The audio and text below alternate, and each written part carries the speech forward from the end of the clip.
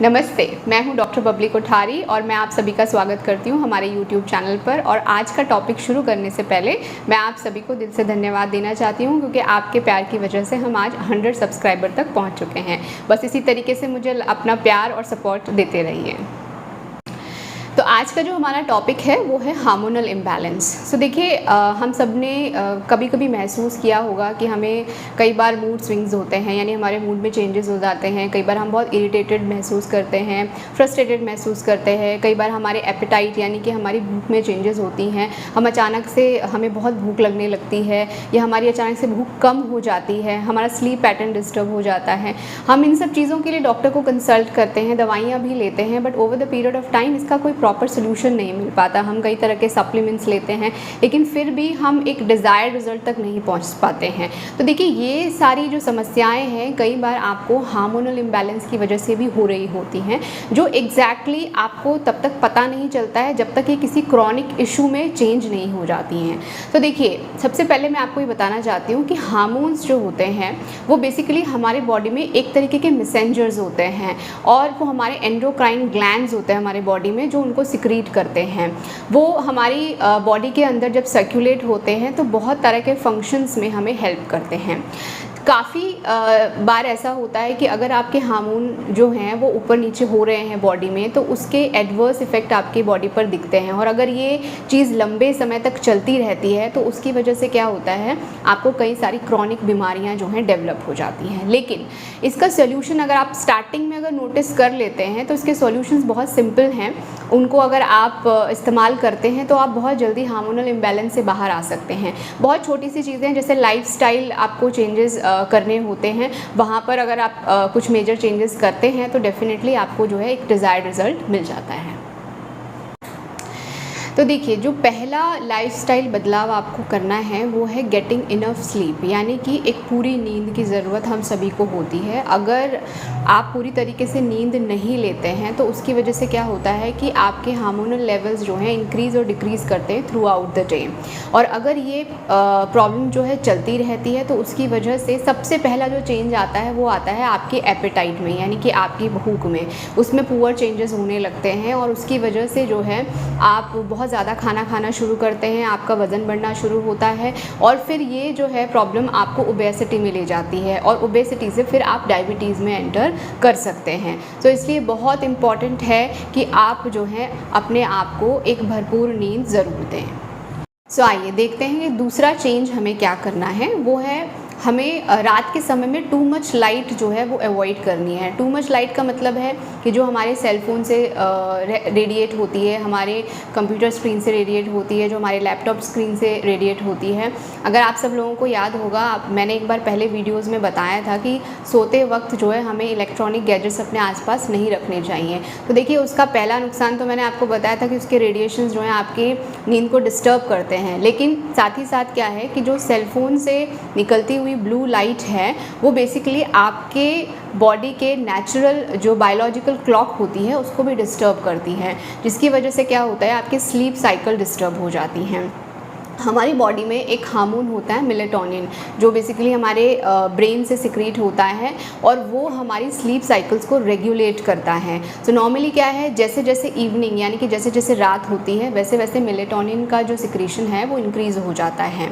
और जब हम रात में सोते समय सेल फोन्स देखते हैं तो जो उसकी ब्लू लाइट होती है या जो एक्सेसिव लाइट जिससे हम एक्सपोज हो रहे हैं, उसकी वजह से हमारी बॉडी जो है कन्फ्यूज़ हो जाती है कि एग्जैक्टली डे टाइम है या नाइट चल रहा है। तो उसके कारण हमारी स्लीप में बहुत सारे डिस्टर्बेंस आने शुरू हो जाते हैं, और जब ये डिस्टर्बेंस आते हैं तो उसकी वजह से मेलेटोनिन जो हार्मोन है उसका सिक्रीशन सप्रेस्ड हो जाता है। और ये ध्यान में रखिए कि अगर इसका सिक्रीशन सप्रेस्ड हो गया तो आपको इंसोम्निया जैसा प्रॉब्लम जो है फ्यूचर में डेवलप हो सकता है, जिसकी वजह से आपको स्लीपिंग पिल्स लेने की ज़रूरत पड़ सकती है। तो आइए बढ़ते हैं तीसरे पॉइंट की तरफ, और वो है मैनेजिंग योर स्ट्रेस लेवल्स। यानी देखिए, आजकल की जो हमारी रूटीन लाइफस्टाइल है उसकी वजह से हमें आए दिन थोड़ा बहुत स्ट्रेस जो है होता रहता है। लेकिन ये स्ट्रेस के कारण जो है हमारे बॉडी में कुछ हार्मोन्स हैं जिनका लेवल्स जो है डिक्रीज़ भी होते हैं और इंक्रीज़ भी होते हैं। नॉर्मली क्या है कि स्ट्रेस में जब आप होते हैं तो नेचुरली आपके बॉडी में दो तरह के हार्मोन जो हैं वो सिक्रीट होते हैं, एक होता है एड्रेनलिन और दूसरा होता है कॉर्टिसोल। सो उस वक्त तो वो आपको फ़ायदा देते हैं, लेकिन अगर ये स्ट्रेस कंटिन्यू रहती है और एड्रेनलिन और कॉर्टिसोल जो है रेगुलरली सिक्रीट होते रहते हैं आपके बॉडी में, तो फ्यूचर में क्या है आपको कार्डियोवैस्कुलर इश्यूज़ यानी कि हार्ट से रिलेटेड प्रॉब्लम्स आनी शुरू हो जाते हैं, आपके मूड में चेंजेस होने शुरू हो जाते हैं, जिसकी वजह से आप जो है पूरी तरीके से जैसे कहते हैं कि अपना एक बेस्ट जो है आप नहीं दे पाते हैं, चाहे वो प्रोफेशनल लाइफ हो या फिर वो आपकी पर्सनल लाइफ हो। तो ये हमें ध्यान रखना है कि कोई भी स्ट्रेस अगर हम देख रहे हैं या हम झेल रहे हैं तो हम उसको अच्छे से मैनेज करें, ताकि इस तरह के जो हार्मोनल लेवल के वजह से होने वाले प्रॉब्लम्स हैं वो हमें फ्यूचर में फेस ना करें। तो देखते हैं चौथा चेंज जो हमें अपनी लाइफस्टाइल में करना है वो है बेसिकली एक्सरसाइजिंग। सो जी हाँ, हमें नॉर्मली जो है रूटीन में एक फ़िज़िकल एक्टिविटी होनी बहुत ज़रूरी है, ये भी मैं आपको एक बार एक वीडियो में बता चुकी हूँ। सो उसका importance basically increase blood circulation के साथ तो है ही, साथ ही साथ वो हमारे हार्मोनल लेवल को भी बैलेंस रखता है, और उसकी वजह से कई तरह के मेटाबॉलिक प्रॉब्लम्स अगर हमारे बॉडी में आते हैं तो उनसे भी हमें बचाता है। तो इसलिए रेगुलर रूटीन में हमें एक्सरसाइज ज़रूर करनी चाहिए ताकि हमारा हार्मोनल लेवल जो है वो बैलेंस्ड रहे। तो आगे बढ़ते हैं और देखते हैं नेक्स्ट क्या चेंज हम अपने रूटीन में कर सकते हैं। सो वो है ईटिंग हेल्दी फैट्स। जी हाँ, आपको अपने रूटीन में अच्छे फैटी सब्सटेंसेस लेने चाहिए जिनकी वजह से हमारा हार्मोनल लेवल जो है वो बैलेंस रहता है। सो हेल्दी फैट्स में कौन कौन से फूड आर्टिकल्स आते हैं वो मैं आपको बता रही हूँ। सबसे पहले जो है कोकोनट ऑयल है, ऑलिव ऑयल है, एवोकाडो है, फ्लैक्स सीड्स हैं। तो ये सारी चीज़ें जो हैं आपको हेल्दी फैट्स देती हैं। वाइट बटर है यानी कि सफ़ेद बटर जो हम अपने घर में बनाते हैं उसमें भी काफ़ी अच्छा हेल्दी फैट होता है, तो उसकी वजह से हमारे हार्मोनल लेवल्स जो है बैलेंस्ड रहते हैं। तो ये हमें अपने रूटीन में ज़रूर इस्तेमाल करने चाहिए। इसके अलावा अनसॉल्टेड जो नट्स होते हैं वो भी आप इस्तेमाल कर सकते हैं। नट्स में आपके बादाम हैं, काजू है, वॉलनट है, ये सब आप ले सकते हैं जिसकी वजह से आपके हार्मोनल लेवल्स जो हैं बैलेंस्ड रहें। तो ये था हेल्दी फैट्स के बारे में। आइए अब देखते हैं कि खाने में और कौन कौन सी चीज़ें होती हैं जो हमारे हार्मोनल लेवल को बैलेंस रखती हैं। सबसे पहले हाई फाइबर डाइट आती है। जितना हो सके प्रोटीन का इंटेक ज़रूर करें अपने रेगुलर रूटीन में। इसके अलावा ग्रीन टी एक बहुत अच्छा मीडियम है आपके हार्मोन्स को बैलेंस रखने के लिए। हर्ब्स का भी इस्तेमाल आप कर सकते हैं, हर्ब्स एंड स्पाइसेस, जिसमें आपका टर्मरिक आता है, गार्लिक आता है, पेपरिका आता है। इन सबको आप अपने रूटीन में अगर इस्तेमाल करते हैं तो इससे भी आपके हार्मोन्स जो हैं बैलेंस रहते हैं। और इसके अलावा कुछ प्रोबायोटिक जो सब्सटेंसेस होते हैं, प्रोबायोटिक मतलब देखिए हमारे गट में यानी कि हमारा जो इंटेस्टाइन है, हमारे जो आंतें हैं, उनमें कुछ बैक्टीरियाज होते हैं, हेल्दी बैक्टीरियाज, जो हमें डाइजेशन में हेल्प करते हैं और उनका नंबर मेंटेन रहना बहुत ज़्यादा ज़रूरी है।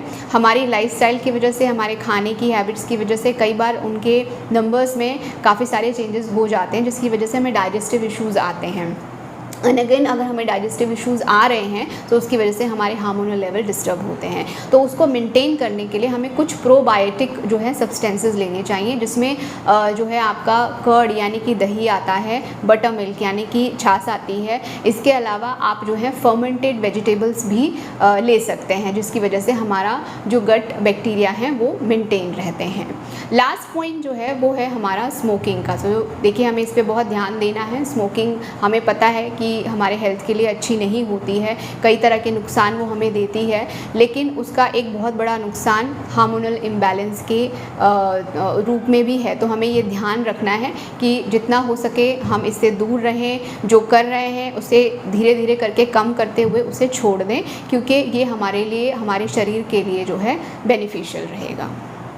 सो ये सारे पॉइंट्स जो हैं हमें बेसिकली रूटीन में फॉलो करने हैं और इन सारे पॉइंट्स की मदद से, इन सब चेंजेस की मदद से जो है हम अपने हार्मोन्स को बैलेंस रख सकते हैं। देखिए हार्मोन्स हमारी मेंटल, फिज़िकल और इमोशनल तीनों तरह की जो हेल्थ होती है उस पर बहुत गहरा असर डालते हैं। इसलिए हमारे लिए बहुत इम्पॉर्टेंट है कि हम अपने हार्मोन्स को जो है बैलेंस्ड कंडीशन में रखें। सो ये आज का वीडियो यहीं तक रहेगा। आप इस वीडियो को देखिए, इसको लाइक कीजिए, इसको शेयर कीजिए, चैनल को सब्सक्राइब ज़रूर कीजिए। बहुत सारे ऐसे लोग हैं जो वीडियोस देख रहे हैं लेकिन चैनल को सब्सक्राइब नहीं कर रहे हैं। सो प्लीज़ चैनल को ज़रूर सब्सक्राइब कीजिए ताकि आगे मैं आपके लिए ऐसे इन्फॉर्मेटिव वीडियोस जो हैं लेकर आती रहूं, और बेल आइकन को दबाना ना भूलें ताकि आप नोटिफाइड रहें मेरे अगले वीडियो के लिए। थैंक यू एंड नमस्ते।